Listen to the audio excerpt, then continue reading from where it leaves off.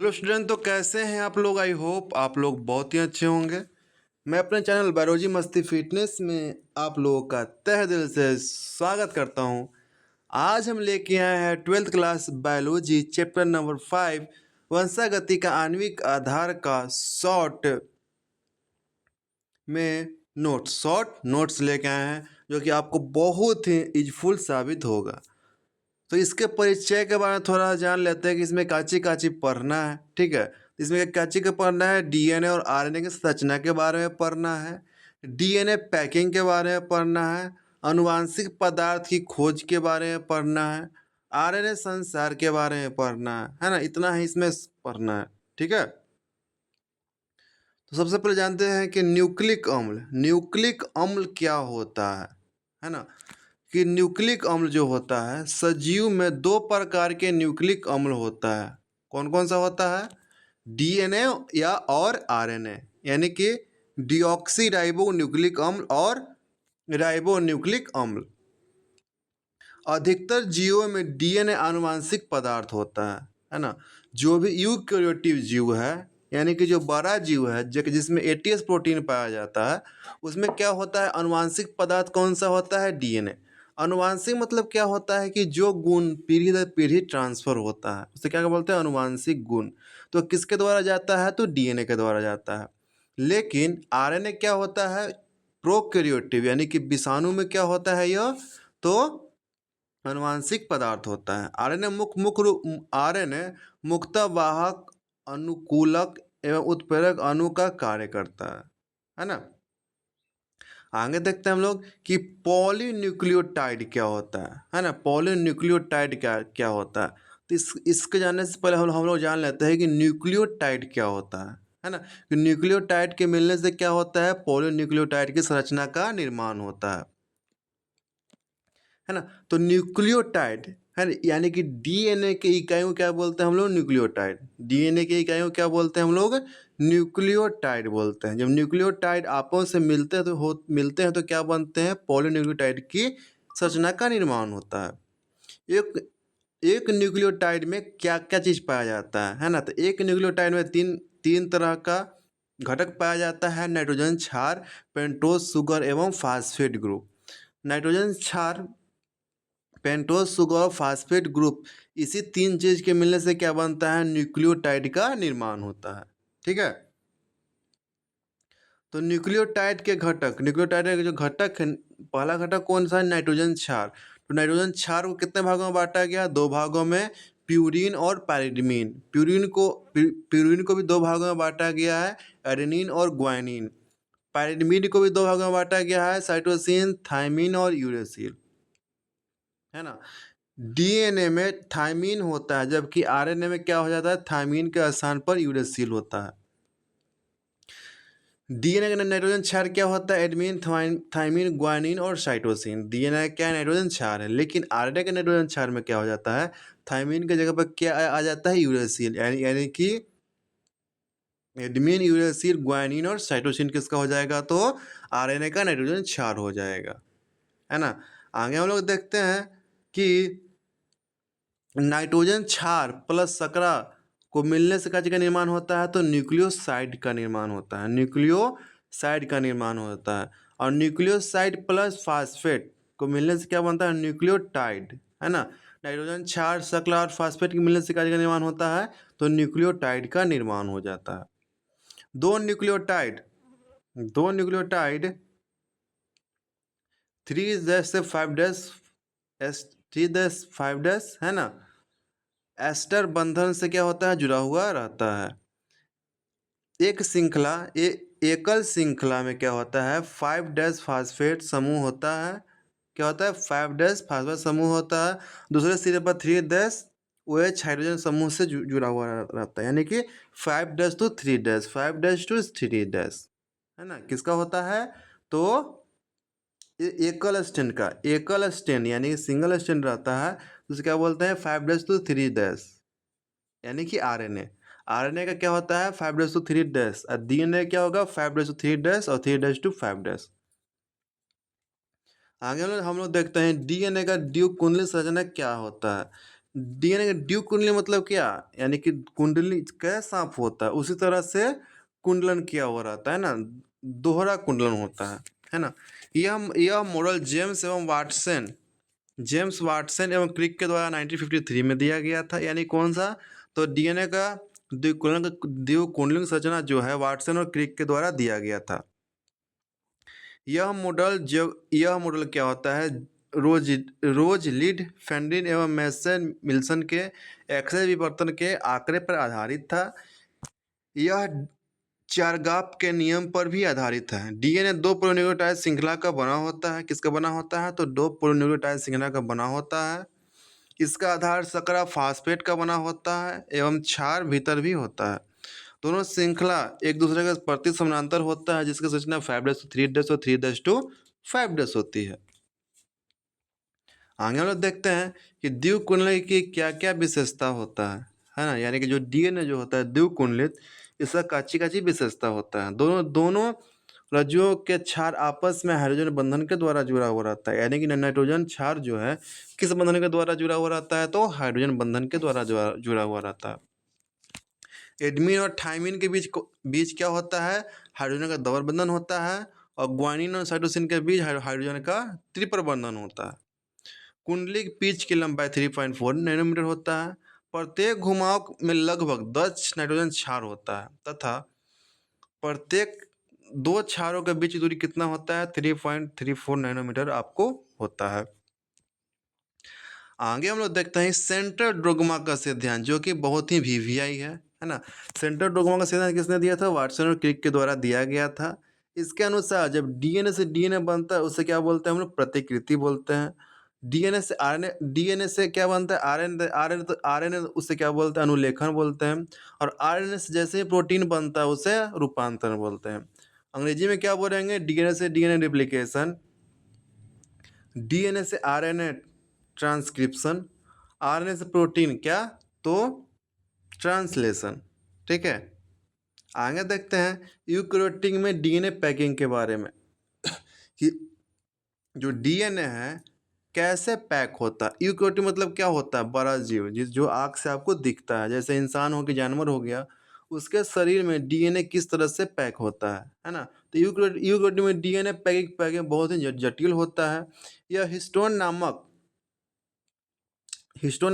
Protein के सहायता से क्या होता है, तो पैक होता है। हिस्टोन में दो अमीनो अम्ल होता है, लाइसिन एवं अर्जिनाइन। 8 हिस्टोन अणुओं के मिलने से हिस्टोन अष्टक का निर्माण होता है। ऋणात्मक आवेशित डीएनए धनात्मक आवेशित हिस्टोन अष्टक के चारों ओर घूमकर न्यूक्लियोसोम का निर्माण करता है। ठीक है, आगे देखते हैं क्रोमेटिन के बारे में, है ना। केंद्रक में कई न्यूक्लियोसोम मिलकर क्रोमेटिन बनाते हैं। जो क्रोमेटिन दो तरह के होते हैं, यूक्रोमेटिन और हेक्टोक्रोमेटिन। यूक्रोमेटिन क्या होता है, गुणसूत्र के अंदर ढीला बंधा हुआ रहता है, और हेक्टोक्रोमेटिन गुणसूत्र के अंदर टाइट बना हुआ रहता है ना। आगे हम लोग देखते हैं कि आनुवांशिक पदार्थ की खोज, है ना। आनुवांशिक पदार्थ की खोज के लिए रूपांतरण सिद्धांत दिया गया, किसके द्वारा दिया गया, तो ग्रिफिथ जी के द्वारा 1928 में दिया गया। इसके लिए उन्होंने चूहा का प्रयोग किया, है ना। चूहा का इस पर प्रयोग किया गया। जब चूहा पर प्रयोग करने के लिए दो तरह का प्रभेद बनाया गया, एक एस प्रभेद और एक आर प्रभेद। एस प्रभेद को चूहे में प्रवेश करवाया गया तो चूहा क्या हो गया, मर गया। आर प्रभेद को चूहा प्रवेश करवाया गया तो चूहा जीवित रहा। उसके बाद इस प्रभेद को तापकृत करके चूहा में डाला गया तो क्या हुआ, चूहा जीवित रहा। फिर उसके बाद क्या किया गया, तापकृत इस प्रभेद और जीवित आर प्रभेद को चूहा में प्रवेश करवाया गया तो चूहा मर गया। ऐसा इसलिए हुआ कि जैसे ही तापकृत होने से पहले आर ने अपना कुछ आनुवांशिक गुण किस पर ट्रांसफर कर दिया, आर को ट्रांसफर कर दिया, है ना। तो क्या ट्रांसफर किया, तो अपना आरएनए अपना कुछ न कुछ ट्रांसफर किया। इसलिए क्या बोलते हैं इसको हम लोग, रूपांतरण का सिद्धांत बोलते हैं। किसका, तो ग्रिफिथ जी का। आगे देखते हैं हम लोग कि रूपांतरण की जैव रासायनिक प्रक्रिया, इसमें कुछ रसायन का ही प्रयोग किया गया, है ना। उन्होंने तापकृत एस कोशिका से प्रोटीन, डीएनए, आरएनए आदि को शुद्ध किया। उन्होंने यह परीक्षण किया कि इसमें से आर कोशिका को रूपांतरित करता है, प्रोटीन चार्ज प्रोटीन पाचक से रूपांतरण प्रभावित नहीं होता है। ठीक है, निष्कर्षण यह हुआ कि डीएनए के रूपांतरण के जिम्मेवार डीएनए अतः अनुवांशिक पदार्थ ही है ना। डीएनए क्या है? तो अनुवांशिक पदार्थ ही है। आगे हम लोग देखते हैं, एक और प्रयोग किया गया, हर्शे और चेस का प्रयोग किया गया। इन्होंने क्या किया कि सल्फर का इन्होंने प्रयोग करने के लिए जीवाणुभोजी बैक्टीरियोफेज का प्रयोग किया, और साथ में क्या गया, सल्फर का प्रयोग, सल्फर का इसमें यूज किया, है ना। सल्फर का क्या चीज किया गया, इसमें यूज किया गया, और फास्फोरस का यूज किया गया, है ना। तो पहला प्रयोग में क्या हुआ कि कुछ विषाणुओं को प्रोटीन खोल को विकृत सक्रिय सल्फर एस से अंकित किया गया, क्या, सल्फर 35, है ना, से क्या किया गया, अंकित किया गया। अन्य विषाणुओं को डीएनए के विकिरण के सक्रिय फास्फोरस 32 से इंगित किया गया, है ना। इस निष्कर्षण ये हुआ कि संक्रमण के बाद केवल फास्फोरस जो होता है जीवाणु कोशिका में प्रवेश करता है, सल्फर नहीं। इससे यह सिद्ध होता है कि डीएनए क्या है, आनुवंशिक पदार्थ है, प्रोटीन नहीं है ना। क्यों? क्योंकि देखा गया कि जो होता है फास्फोरस होता है कहाँ रहता है, डीएनए में ही पाया जाता है, सल्फर डीएनए में नहीं होता है। क्यों? क्योंकि जैसे न्यूक्लियोटाइड में देखा गया है ना कि 3 रासायनिक संरचना होता है, फास्फेट गुड, नाइट्रोजन क्षार, है ना, लेकिन उसमें सल्फर नहीं होता है। ठीक है, ये किसका था, हर्षवर्धन चेज का प्रयोग था। आगे हम लोग देखते हैं, अनुवांशिक पदार्थ का गुण क्या होता है, अपने क्या होता है, गुण। इसका क्या होता है, रिप्लिकेशन में सक्षम होता है। अनुवांशिक पदार्थ डीएनए क्या होता है, रिप्लिकेशन में सक्षम होता है, रासायनिक एवं संरचनात्मक रूप से अस्थायी होता है, धीमी परिवर्तन होता है, स्वयं को मेंडल के लक्षण के रूप में अभिव्यक्त कर सकते हैं। जैसे चैप्टर 4 आप लोग पढ़ेंगे मेंडल के नियम, उसमें आपको अच्छे से समझ में आया होगा कि उत्परिवर्तन क्या होता है ना। डीएनए में क्या होता है, अचानक परिवर्तन क्या करते हैं हम लोग, उत्परिवर्तन करते हैं। तो ये उत्परिवर्तन क्या होता है, बहुत ही धीमी गति से होता है। डीएनए एवं आरएनए, आरएनए में डीएनए में 2 का हाइड्रोजन समूह से अधिक क्रियाशील अस्थिर बनाता है। थायमीन की उपस्थिति से डीएनए को अधिक अस्थायी होता है। निष्कर्षण, डीएनए अधिक अस्थायी है, इसलिए सूचना संग्रह के लिए बेहतर ही होता है। हम लोग जानते हैं आरएनए के बारे में कि आरएनए क्या होता है। आरएनए पहला आनुवांशिक पदार्थ था, यानी क्या था, पहला आनुवांशिक पदार्थ था। क्यों? क्योंकि संसार में सबसे पहले जीवाणु विषाणु ही आया था, इसलिए उस टाइम ही क्या था, आरएनए ही आनुवांशिक पदार्थ था। जीवन की आवश्यकता जैसे उपचय स्थानांतरण आरएनए के चारों ओर विकसित हुआ। आरएनए आनुवांशिक पदार्थ के साथ साथ उत्प्रेरक राइबोसोम का भी कार्य कर सकता है। बाद में रासायनिक रूपांतरण से अधिक अस्थायी डीएनए का विकास हुआ। सूचना संग्रह हेतु डीएनए बेहतर है, जबकि सूचना स्थानांतरण हेतु आरएनए क्या है, तो बेहतर है।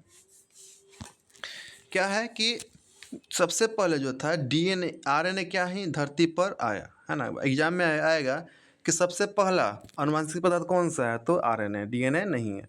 ठीक है, आगे हम लोग देखते हैं डीएनए प्रतिकृति के बारे में, यानी कि रिप्लिकेशन। डीएनए से डीएनए बनने की प्रक्रिया को क्या बोलते हैं हम लोग, रिप्लिकेशन कहते हैं। इसी के बारे में थोड़ा सा हम लोग जानते हैं। ठीक है,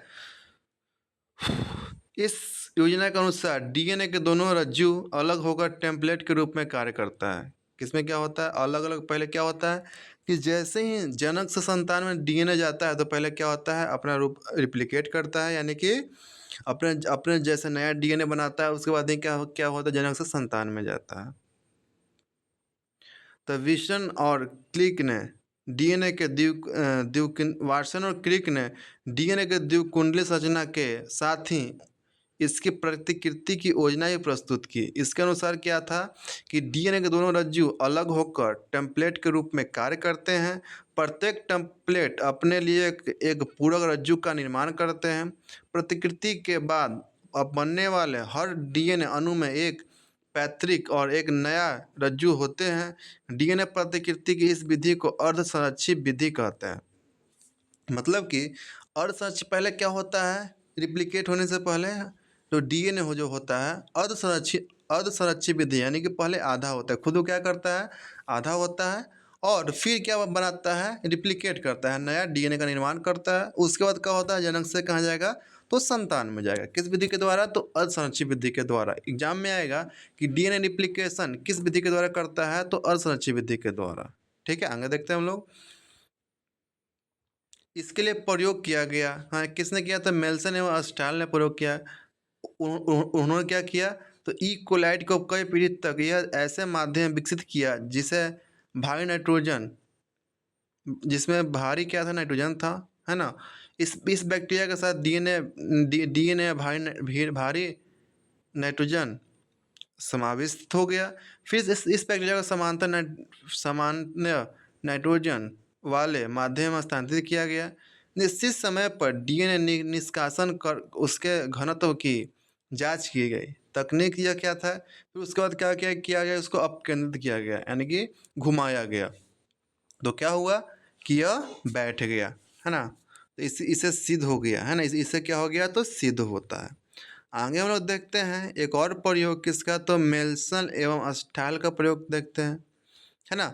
डीएनए घनत्व, है ना। आगे देख लीजिए किसका प्रयोग है, तो मेल्सन और अस्टाल का प्रयोग है ना। ये थोड़ा सा इंपॉर्टेंट नहीं है। आगे हम लोग देखते हैं प्रतिकृति की कार्यपालिका में एंजाइम। प्रतिकृति मतलब क्या, रिप्लिकेशन।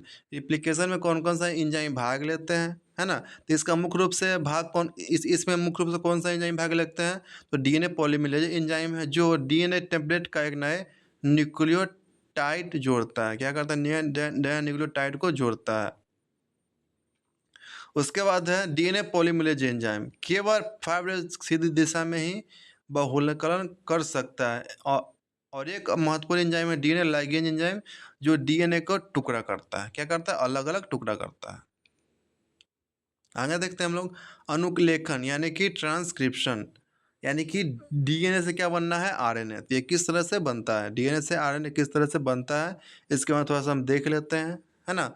डीएनए एक रज्जु से आनुवांशिक सूचना का आरएनए में प्रतिलिपिकरण अनुलेखन क्या कहलाता है, यानी कि डीएनए से आरएनए बनने की प्रक्रिया को क्या करते हैं हम लोग, तो अनुलेखन करते हैं, यानी कि ट्रांसक्रिप्शन करते हैं। यह प्रक्रिया भी पूरकता के सिद्धांत पर आधारित है। यह किस पर आधारित है, तो पूरकता के सिद्धांत पर आधारित है। एक अंतर जो होता है कि डीएनए के एडमिन के साथ आरएनए का यूरेसिल जुड़ता है। कैसे होता है कि नाइट्रोजन क्षार में क्या हो जाता है, थायमिन की जगह पर क्या हो जाता है, तो यूरेसिल होता है ना। तो क्या होता है, डीएनए से क्या बन जाता है, आरएनए बन जाता है। इंपॉर्टेंट पॉइंट में देखिएगा, प्रतिकृति के विपरीत अनुलेखन में डीएनए का केवल एक छोटा खंड और केवल एक रज्जु ही भाग लेते हैं। ऊपर वाला भाग नहीं, टेम्पलेट भाग नहीं लेते हैं, इसमें रज्जु का है भाग रहता है, नीचे वाला ही भाग लेता है। कोडिंग रज्जु नहीं, कौन सा रज्जु, तो टेम्पलेट रज्जु इसमें भाग लेता है। किसमें, तो डीएनए से आरएनए बनने में, है ना। क्यों नहीं दोनों रज्जु भाग लेते हैं, कोडिंग रज्जु भाग इसमें क्यों नहीं लेते हैं, दोनों रज्जु केवल रज्जु में आरएनए बनेगा तो अलग अलग प्रोटीन बन जाएगा, जिससे अनुवांशिक सूचना तंत्र जटिल हो जाएगा। अगर दोनों आरएनए बनाने लग जाएगा, दोनों रज्जु, ऊपर वाला और नीचे वाला भी, तो क्या हो जाएगा कि ज़्यादा मात्रा में प्रोटीन बना देगा, है ना, जिससे क्या हो जाएगा कि अनुवांशिक सूचना क्या हो जाएगा, जटिल हो जाएगा, है ना। आगे हम लोग देखते हैं अनुलेखन इकाई। अनुलेखन इकाई क्या है, अनुलेखन इकाई 5 तो इसमें इसका 3 भाग होता है, समापन, संरचनात्मक जीन और उन्नायक जीन, है ना। उन्नायक यह संरचनात्मक जीन के 5 सिरे पर स्थित होता है, यहीं पर आरएनए पॉलीमरेज में जुड़ता है। संरचनात्मक जीन यह हिस्सा प्रोटीन के लिए कोड करता है। समापन जीन यह अनुलेखन प्रक्रिया को अंत को निर्धारित करता है ना।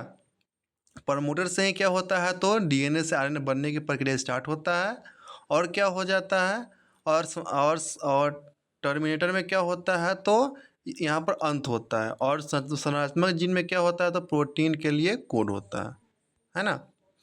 आगे हम लोग देखते हैं कि जीवाणु में अनुलेखन किस तरह से होता है। जीवाणु यानी कि प्रोकैरियोटिक में अनुलेखन की क्रिया किस तरह से होता है, हम इसके बारे में थोड़ा सा समझ लेते हैं। पहले क्या होता है, प्रारंभन, उसके बाद दीर्घीकरण, उसके बाद समापन। पहले प्रमोटर हो गया, उसके बाद टर्मिनेशन हो गया, है ना। तो पहला क्षेत्र क्या है, उन्नायक क्षेत्र, है ना, सिग्मा क्षेत्र, समापक क्षेत्र, है ना। नीचे वाला क्षेत्र क्या है, तो सिग्मा कारक है ना। उसके बाद आगे की ओर बढ़ेगा तो आरएनए बनेगा, फिर ये समापन हो जाएगा, है ना। इस तरह से आप बना सकते हैं। आगे देखते हैं कि सुकेंद्रिक में अनुलेखन यानी कि यूकैरियोटिक में अनुलेखन किस तरह से होता है। आरएनए पोलीमरेज के प्रकार, आरएनए पोलीमरेज कितने प्रकार के होते हैं, तो 3 प्रकार के होते हैं। आरएनए पोलीमरेज फर्स्ट, सेकंड और थर्ड। फर्स्ट क्या करता है, आरएनए का अनुलेखन करता है। सेकंड क्या करता है, एमआरएनए के पूर्वोत्तर का अनुलेखन करता है। उसके बाद टीआरएनए क्या करता है, टीआरएनए का अनुलेखन कौन करता है, तो आरएनए पोलीमरेज थर्ड करता है। आगे हम लोग देखते हैं जीन का विखंडित होना। जीन कैसे तरह से अलग होता है। जीन में कोडिंग और नॉन कोडिंग क्षेत्र दोनों तरह के अनुक्रम होते हैं। और क्या होता है इसमें, क्या होता है, एक्सोन और इंट्रॉन क्षेत्र होता है। यह क्या करता है, कोडिंग का अनुक्रम है और ये नॉन कोडिंग का अनुक्रम को बीच में आता है। ठीक है। आगे देखते हैं हम लोग अनुवांशिक कूट के बारे में। अनुवांशिक कूट यानी कि जेनेटिक कोड, है ना। समानता चार क्या होता है, नाइट्रोजन 4 AUGC होता है। इससे 20 अमीनो अम्ल के लिए कोड बनता है। 20 अमीनो अम्ल के लिए क्या बनता है, कोड बनता है। एक क्षार क्या होता है, 4 अमीनो अम्ल को कोड करता है। 2 क्षार कितनों को करता है, तो 16 को कोड करता है कम से कम। समाधान क्या करना है, भौतिक वैज्ञानिक जॉर्ज गेमो ने सुझाया कि कोड 3 न्यूक्लियोटाइड के मिलने से होता है। यह क्या होता है, ट्रिक होता है। यानी कि 64 क्या होता है, तो अनुवांशिक कोड का समय कितना होता है, 64 होता है। और यह क्या करता है, 20 अमीनो अम्ल के लिए ही कोड करता है। अनुवांशिक कोड की विशेषता थोड़ा देख लेते हैं। अनुवांशिक कोड की विशेषता क्या होता है। अनुवांशिक कोड क्या होता है, यह ट्रिक होता है। किसका ट्रिक होता है, तो 64 में से क्या होता है, 61 कोडोन अमीनो अम्ल के लिए क्या करता है, कोड करता है। 3 क्या होता है, स्टॉप कोडोन होता है ना। एक कोडोन केवल एक ही अमीनो अम्ल को कोड करता है। कुछ अमीनो अम्ल एक से अधिक कोडोन द्वारा कोड किया जाता है। कोड लगभग सभी जीवों के लिए, बैक्टीरिया के लिए एक समान होता है और मनुष्य के लिए भी एक समान होता है। AUG दोहरे कार्य होता है। यह मिथनोनिक को कोड करता है। यह प्रारंभिक कोडोन के रूप में भी जाना जाता है। किसे, तो AUG को क्या होता है, यहाँ से ही कोडिंग का क्रिया शुरू होता है। आगे देखते हैं कि उत्परिवर्तन और जेनेटिक कोड। उत्परिवर्तन यानी कि DNA में या गुणसूत्र या जीन में अचानक होने वाले परिवर्तनों को क्या करते हैं हम लोग, उत्परिवर्तन करते हैं। और जेनेटिक कोड, है ना, ये आपको चैप्टर 4 में थोड़ा बहुत पढ़ना था। ठीक है। आगे हम लोग देखते हैं आगे देखते हैं tRNA अनुकूलन अणु अनुकूलन अणु के बारे में। ठीक है। ये संरचना किसका है, तो tRNA का है। किसका संरचना है, तो tRNA का है। नीचे वाले भाग को क्या बोलते हैं हम लोग, प्रतिकोडोन, है ना। एंटीकोडोन बोल सकते हैं। बोलते हैं। ऊपर वाले भाग को क्या बोलते हैं, अमीनो अम्ल स्वीकार छोर बोलते हैं, है ना। थोड़ा सा पढ़ लीजिए। अमीनो अम्ल कोड को सीधे नहीं पढ़ सकता, इसके लिए एक अनुकूल अणु की आवश्यकता होती है जो कोड को पढ़ने और संबंधित अमीनो अम्ल को ला सकता है। tRNA है, इसे 2 मुख्य सिरे होते हैं। इसके लिए कार्य महत्वपूर्ण है। क्या करता है, अमीनो अम्ल को पढ़ने का कौन काम करता है, तो tRNA करता है। ठीक है। स्थानांतरण, अब किसके बारे में देखते हैं हम लोग, तो ट्रांसलेशन के बारे में। ट्रांसलेशन यानी कि आरएनए से क्या बनेगा, प्रोटीन बनेगा। आरएनए से प्रोटीन बनने की प्रक्रिया को क्या बोलते हैं हम लोग, ट्रांसलेशन बोलते हैं। अमीनो अम्ल का क्रम mRNA पाए जाने वाले क्षारों के अनुक्रम पर निर्धारण करता है। इसमें आवश्यक घटक कौन सा होता है, राइबोसोम। राइबोसोम क्या करता है, तो प्रोटीन बनाने के लिए काम करता है। इसे क्या कहते हैं हम लोग, प्रोटीन का फैक्ट्री भी कहते हैं। आवेशित tRNA अपने संबंधित अमीनो अम्ल से जुड़ा होता है। इसमें क्या होता है, प्रारंभन, दीर्घीकरण और समापन। इसमें क्या होता है, प्रारंभन होता है, दीर्घीकरण और समापन होता है ना। क्या दिख रहा है आपको, mRNA दिख रहा है आपको। mRNA से क्या जुड़ा है, tRNA जुड़ा है ना। टीआरएनए क्या करेगा, ट्रांसफ़र करेगा किसे, आरआरएनए के पास, यानी कि प्रोटीन बनाने के लिए क्या चीज़ करेगा, टीआरएनए ट्रांसफ़र करेगा आरआरएनए के पास, और वह राइबोसोम्स के द्वारा क्या बना देगा, तो प्रोटीन का निर्माण कर देगा। ठीक है, समझ में आपको आ गया होगा, है ना। आगे हम लोग देखते हैं स्थानांतरण की प्रक्रिया। स्थानांतरण की प्रक्रिया किस तरह से होता है, अमीनो अम्ल के बहुकलन से बहु पॉली पॉलीपेप्टाइड प्रोटीन बनता है। अमीनो अम्ल पेप्टाइड बंधन के द्वारा जुड़ जाता है। फर्स्ट चरण में क्या होता है तो एटीपी की उपस्थिति में अमीनो अम्ल की सक्रिय हो जाता है। सेकंड चरण में क्या होता है, टीआरएनए का आवेशन होता है। सक्रिय अमीनो अम्ल अपने समजातीय टीआरएनए जुड़ जाता है। इस प्रक्रिया को टीआरएनए आवेशन या टीआरएनए एमनियोसिस कहते हैं। राइबोसोम की भूमिका क्या होता है, तो राइबोसोम क्या करता है, प्रोटीन का निर्माण करने में मदद करता है। इसे क्या क्या बोलते हैं हम लोग, प्रोटीन का कारखाना ही बोलते हैं किसे, तो राइबोसोम को बोलते हैं। ठीक है, राइबोसोम को कोशिकीय कारखाना कहते हैं जहाँ प्रोटीन बनता है। यह क्या होता है, विभिन्न प्रोटीन से बना होता है। इस क्या होता है, एटीएस प्रोटीन पाया जाता है ना।